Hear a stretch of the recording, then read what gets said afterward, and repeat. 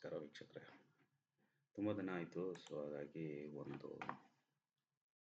Video ಮಾಡೋಣ ಅಂತ ಅಂದ್ಬಿಟ್ಟು ಜಸ್ಟ್ ಇವತ್ತು ಮಾಡ್ತಾ ಇರೋದೇನು ಅಂತಂದರೆ SR ಕಾರ್ಡ್ ಬಗ್ಗೆ. ನೀವು ಮನಸ್ಸಲ್ಲಿ ಯಾವುದಾದ್ರೂ ಒಂದು ಪ್ರಶ್ನೆ ಇಟ್ಕೊಳ್ಳಿ. ಸೊ ನೀವು ಕೇಳಿರುವಂತಹ ಪ್ರಶ್ನೆಗೆ ಉತ್ತರ ಎಸ್ ಅಂತ ಬರುತ್ತಾ ಅಥವಾ ನೋ ಅಂತ ಬರುತ್ತಾ ಅಂತ ನೋಡೋಣ. ಒಂದು ವೇಳೆ ಎಸ್ ಅಂತ ಬಂತು ಅಂತ ಅಂದರೆ ಕಾನ್ಫಿಡೆಂಟ್ ಆಗಿ ಮುಂದುವರಿರಿ. ನೋ ಅಂತ ಬಂತು ಅಂತ ಅಂದರೆ ಯಾಕೆ ಏನು ಅಂತ ಅನಲೈಸ್ ಮಾಡ್ಕೊಳ್ಳೋದಕ್ಕೆ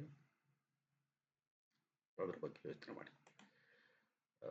ಇದು ಜಸ್ಟ್ ಜನರಲೈಸ್ಡ್ ರೀಡಿಂಗ್, ಎಲ್ಲರಿಗೂ ಸೇರಿಸಿ ಮಾಡ್ತಾ ಇರೋದ್ರಿಂದ ಇದು ಸತ್ಯ ಆಗಲೇಬೇಕು ಅಂತ ಏನಿಲ್ಲ. ಬಟ್ ಒಂದು ಹಿಂಟ್ ಥರ ಭಾವಿಸ್ಬೇಕಾಗಿ ನಂದು ಒಂದು ಮನವಿ. ಸೊ ನೀವೆಲ್ಲ ಯಾವುದೋ ಒಂದು ಪ್ರಶ್ನೆ ಕೇಳಿದ್ದೀರಾ. ಸೊ ಈಗ ಒಂದು ಕಾರ್ಡನ್ನು ಸೆಲೆಕ್ಟ್ ಮಾಡ್ತೀನಿ, ನೋಡೋಣ ಯಾವ ಕಾರ್ಡ್ ಬರುತ್ತೆ ಅಂತ.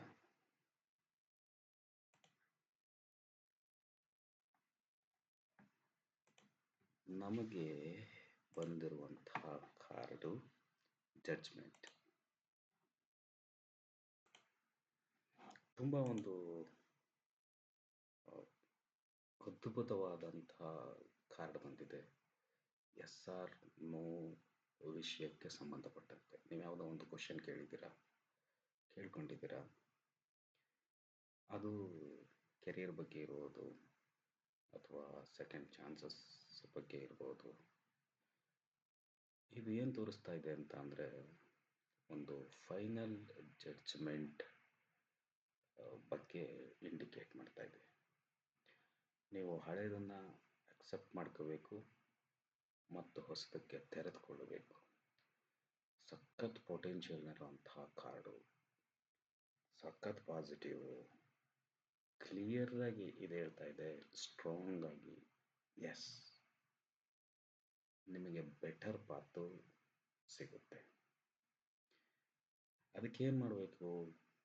ಮೊದಲು ನಿಮ್ಮನ್ನು ನೀವು ಅನಲೈಸ್ ಮಾಡ್ಕೋಬೇಕು. ಏನೇನು ತಪ್ಪುಗಳಾಗಿದೆ ಅದನ್ನು ತಿಳ್ಕೋಬೇಕು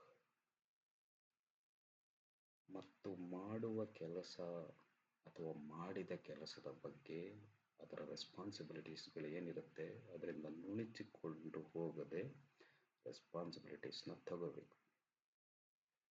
ಮತ್ತು ಯೋಚನೆ ಮಾಡಿ, ಈ ಒಂದು ನೀವೇನು ಪ್ರಶ್ನೆ ಕೇಳಿದ್ದೀರಾ ಅದು ಅತಿ ಮುಖ್ಯವಾದ ಪ್ರಶ್ನೆ. ಕ್ಯಾಲ್ಕುಲೇಟ್ ಮಾಡಿ ಡಿಸಿಷನ್ನನ್ನು ತಗೋಬೇಕು. ರ್ಯಾಂಡಮ್ ಆಗಿ ಲಕ್ ಮೇಲೆ ಡಿಪೆಂಡ್ ಆಗಿ ಡಿಸಿಷನ್ ಯಾವುದೇ ಕಾರಣಕ್ಕೂ ತಗೋಬಾರ್ದು. ಕ್ಯಾಲ್ಕುಲೇಟಿವ್ ಆಗಿ ಡಿಸಿಷನ್ ತಗೊಳ್ಳಿ, ಆತ್ಮಾವಲೋಕನ ಮಾಡಿಕೊಂಡು.